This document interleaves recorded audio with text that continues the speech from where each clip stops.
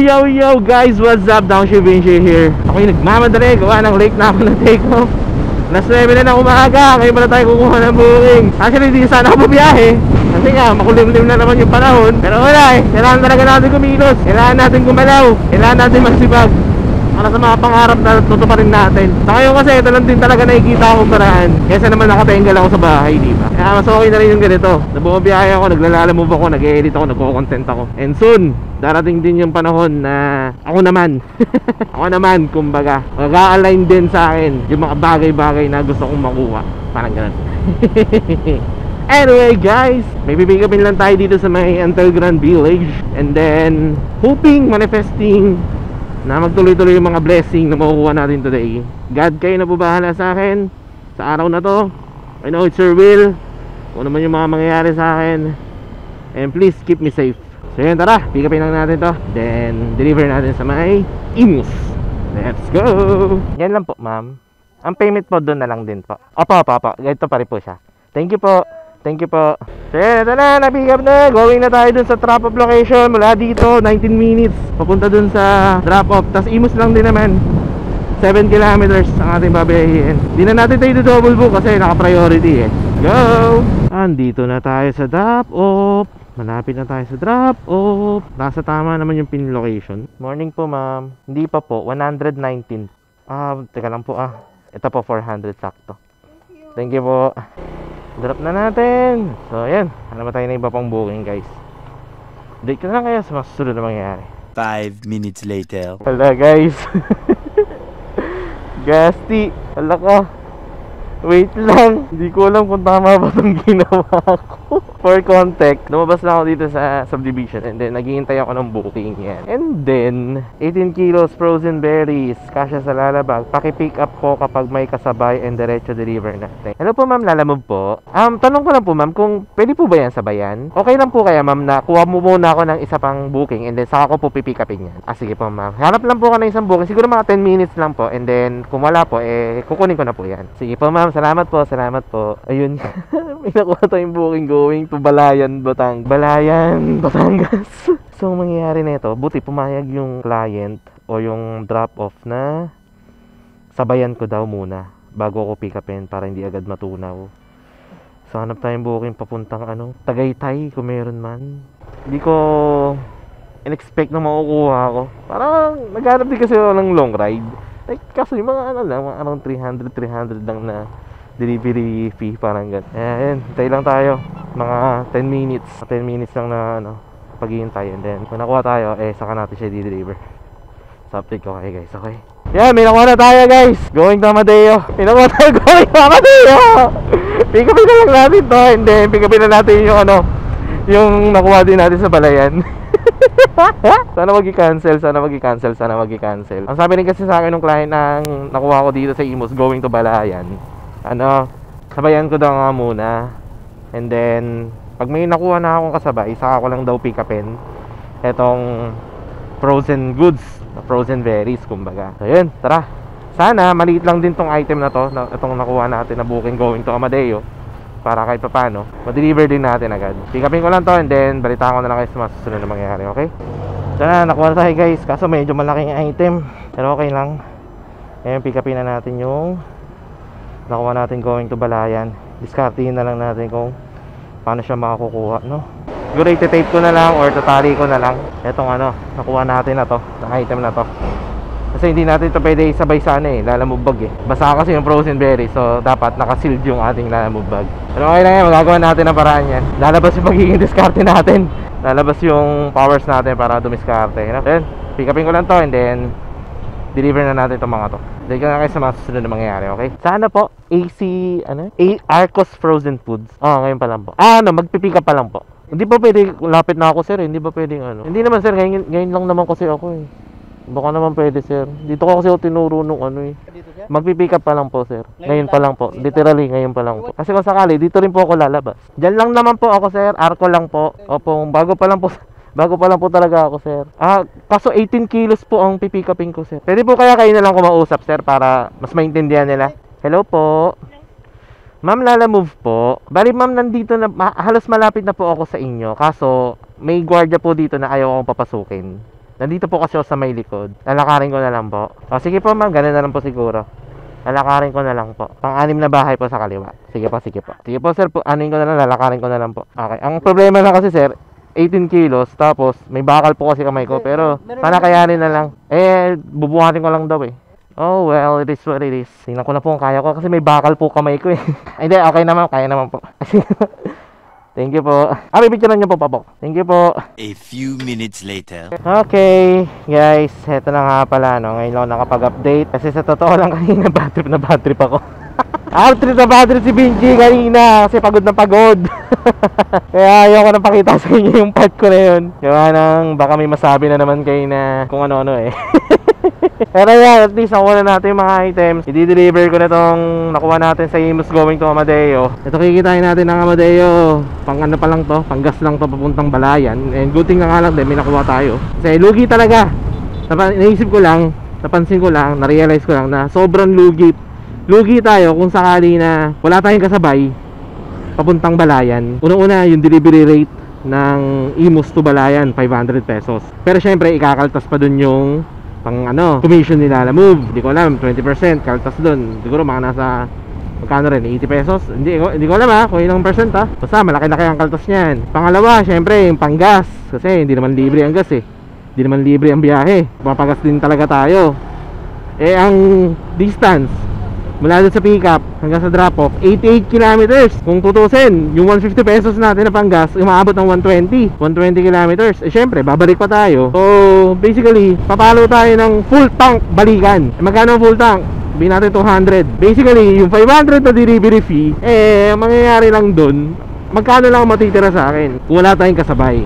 Matitira mga 250, mga ganun. Or baka hindi nga lang, baka 200 na lang matira eh. Kaya maganda nga, buti na lang din talaga may nakuha tayong booking going to Amadeo. Kasi kung wala, nako, sobrang lugi talaga. Sobrang lugi, sobrang talo. Yun nga, balikan din yung magiging biyahe ko eh. Kuha nang wala naman din booking mula Balayan. Unless, siwertein tayo, may makuha tayo dun, di ba? Pero kung wala, yun nga, isang full tank, balikan. Pero malay natin, di ba?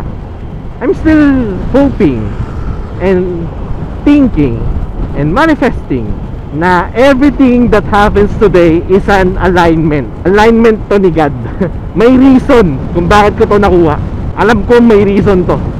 Di ko man alam kung ano yun, pero I have this feeling na lahat ng mangyayari ngayon is good reason and alignment sa buhay ko. Yan ang nasa isip ko ngayon. Kaya I'm still positive, I'm still optimistic. Kahit na napagod ako sa pagbuhat nitong item na to, kahit na hindi tayo pinapasok ng guard dun sa loob ng subdivision, may reason to. May magandang reason to kung bakit nangyayari to. Yan ang nasa ko yan ang nararamdaman ko ngayon. Kaya yun nga, God, ikaw na po bahala sa akin. Alam kong will mo po itong mga nangyayari na to. For my own good din naman ito. Kaya yun, ngayon pala nagpapasalamat na po ako sa inyo, God. Thank you very much. But yun nga, ito nga guys, time check natin 10:52. Na-pick up natin yung parcel, yung item dun sa Imus ng 10:30. So basically 30 minutes na tayo bumiyahe. Going na tayo ng Amadeo, and then from Amadeo, going na tayo ng Balayan. Yan guys, na-drop na natin yung nakuha natin sa Imus. Going to dito sa Amadeo. Mula dito 50 kilometers or 60 kilometers ang ating tatakbuhin bago makarating ng Balayan. Basically isang oras pa ang biyahe. Time check 11:23. Anin ko na to, babiyahin ko na to. Layo pa pala. Importante tuloy-tuloy ang biyahe. Sana lang din talaga may makuha pa tayong biyahe along the way. Ayun guys, yun nga, balitaan ko na lang kayo sa mga susunod na mangyayari. I-restart ko rin kasi itong cellphone ko. So update ko na lang kayo, okay? 1 hour later. Guys, quick update. So basically, nandito na ako sa may part na ng Lemery. Going to Lemery, going to Nasugbugan yan. And then, eto si Google, may sinasadya sa akin na daan papuntang Tuwi. Ngayon, sabi ko, bakit parang ang layo kung pupunta pa ako ng Tuwi? Check ko sa mapa, merong alternate route dito sa may papuntang Kalaka. 29 kilometers lang yung distance compared dun sa sinasuggest ni Google na papuntang Tuwi na 37 kilometers. Sabi ko, alo, loko tong Google na to, pinapalayo pa ako. Kaya ako dito na ako dadaan. Dito na ako dadaan sa may sa may Kalaka, pababa ng Balayan, kesa dun pa sa sinasuggest ni Google na Tuwi. Sira ulo. Mula dito 44 minutes papunta sa drop off location. Then tingnan natin kung may makukuha pa tayong pabalik. First time ko mag long ride sa paglalalabog. Ang pinakamalayo ko lang kasi ano lang, Kalamba lang. Teka, picture muna tayo dito. Picture muna tayo dito para ano, may pruweba na nandito tayo sa ano, nandito tayo sa may Kalaka. Anyway guys, ito na nga. Ay, pag-picture na tayo dito. Kalaka is a city of character. Let's go, let's go, let's go! Mula dito, ilang minuto? 44 minutes. 27 kilometers. Ah, malapit na lang pala. Tagal ko na rin hindi nakaka-ride dito sa Lemery eh. Kamusta kaya dito? Ang pinakamalayo ko na naibiyahe sa paglalala move is Kalamba lang talaga. Pero sa ngayon, eto na. Eto na yung pinakamalayo sa ngayon. Balayan. Ilang kilometers? Almost 100 kilometers din. Mula dun sa pick up location na nakuhaan ko. Pero ito rin kasi maganda sa Lala Move eh. Tipong makakapag-stroll ka na rin, makakapag-ride ka na rin. Hindi mo naman pinaplano mag-ride pero bigla ka mapaparide. Eh no? Ganda oh. Sheesh. Nakakamiss din talaga pumunta dito. Going to Balayan na tayo via Kalaka. Since di ko kabisado tong kalsada na to, magpo-focus muna ako sa biyahe para hindi ako maligaw. Update ko na lang siguro kayo guys kapag nandun ako sa drop off location. Kapag na-deliver na natin tong item na to, okay? Ganda. 82 kilometers later. 6 minutes, 2 kilometers guys. Andito na tayo sa ano, drop off location. Ay, matadrop din natin. Ang layo na ng biyahe ko. Ever since na napagas ako, nakaka 51 kilometers na tayo. Grabe, 51 kilometers, 50 kilometers. Ganun kalayo. Dun sa may Amadeo. Pero yun, good thing, nandito na tayo sa may ano, bayan ng Balayan para ma-deliver na natin tong frozen berries. So basically pag na-deliver natin to, ang kikitain natin is technically ano na, nasa 800 na. Nabawasan na ng 200 dahil nagpagas tayo. Tapos may commission pa yan. Tingnan natin kung magkano nga ba talaga ang abutin. Kung magbibigay ng tips, mas better. Pero kung hindi, wala tayong magagawa dun. Tao po, Lala Move po. Yung ano pa, berries, frozen berries po. Okay na sir, paano? Kasi may bakal kamay ko kaya hindi siya mabuhat, sorry. Bali ano po, 499 po. Ay, salamat po sir. Thank you po, thank you. Apo, pakabitin na ulit. Thank you po, thank you, thank you. Anyway, yun, drop na natin guys. Buti nagbigay si sir ng tip ng 100. Thank you very much po. 100, ano? 200 din yung kaltas. 100 din yung kaltas. So kumita tayo ng ano dun 400 din pala. Yun, sana makahanap tayo ng booking. Kung wala, kakapangin na natin papuntang Tagaytay. Solid, may ganito pala dito. Picture tayo. Kamantalin natin magkakataon na to. Nakakagin, grabe. Picture tayo, samantalangin natin itong pagkakataon na to. Nandito tayo sa part ng ano, Kalaka na to. O ng ano, Balayan na to. Enjoy lang natin yung mga moments na ganito. Solid, lagi lakas ang hangin. Natangay ako. Tinatangay ako ng hangin lang yan. Uy, dumabasa. Yan. Natangay ako. Saan yung gloves ko? Dito pa ba? Sige. Ayun nga guys. Ayos. May ganito pala dito. Dahan-dahan lang tayo kasi naghahangin-hangin nga. Lakas ang hangin, grabe. In-enjoy ko na lang. Kahit na wala pa tayong pabalik na nakukuha. Kahit na wala pa tayong booking na nakukuha pabalik. Grabe yung ano ko, motor. Well, yun nga guys. Update ko na lang sa mga susunod na mangyayari. 10 seconds later. Guys, quick update. Dito na ako sa Tagaytay. Malalobot na ang aking camera. And dyan, time check natin 1:33. Naghihintay ako ng booking na dito sa may Tagaytay para makababa naman tayo ng pabalik ng Imus, Bacoor, ganyan, etc. etc. Manifesting and hoping may makuha tayong booking pababa. Kaya bago malobot tong camera ko na to, yun, makapag-manifest muna tayo. Hindi ko lang saan pa ako tatambay, pero bahala na sa mga mangyayari sa biyahe ko na to. Tingnan na lang natin. Malapit na tayo sa drop off. Grabe. Pagod ako Bang kasi napalong ride tayo nang wala sa oras. Tapos nagbot din tayo ng 18 kilos kanina. Pero masasabi ko na worth it. Dito na po ako sa may 3455 po. Sige po, salamat po. Yan, na-drop na natin. And so far, kumita naman na tayo. Na-reach na natin ang ating quota. Nadagdagan pa tayo. Nabawi natin yung pinanggas. Meron pa tayong pan-top up. Nabawi natin pan-top up. Then, yes! Very, very worth it. And very, very good sesh. Worth it din yung pagbiyahe ko ng mahaba na yun, na malayo na yun. Kasi nag-align lahat ng mga nangyari ngayon dahil dun sa booking na yun and what not. Grabe, ito na, uwi na ako. Papahinga na ako kasi ano na talagang halos babagsak na yung katawan ko dahil sa pagod. But yun guys, I guess dito ko natatapusin ang vlog na to. Pero bago ko tapusin, syempre as usual, hindi ko makakalimutan yan na magpasalamat kay God. Yan, maraming salamat po God para sa will na binigay mo, sa blessing na binigay mo, sa alignment na binigay mo.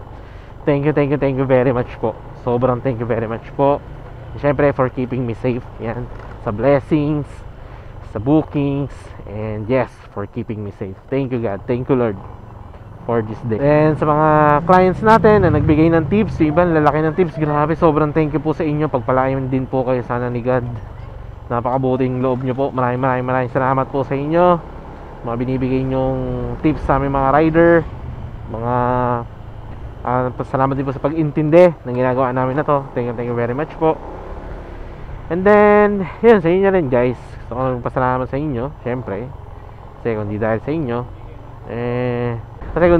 syempre, wala rin daw Chef Vinci, di ba? Kasi kung wala naman na nanonood sa akin, so, bakit pa ako gagawa, di ba? At least, nandiyan pa rin kayo, sumusuporta. Di man kayo madalas mag-comment, importante, nandiyan pa rin kayo, nanonood sa mga content na ginagawa ko. Kaya, thank you very much sa inyo. So, yun guys, ito na, nakapag-outro na, kumita na rin tayo at ako yung uwi na, kaya dito kang tapusin ang vlog. Maraming salamat sa pag-like, sa pag-share, maraming salamat sa pag-comment. You all know the drill. Ride safe, peace out. Thank you Lord, thank you God for this day, for this blessing. Sayang di tayo makapag-outro ng Heroes Comeback, pero okay lang, alam nyo naman na yun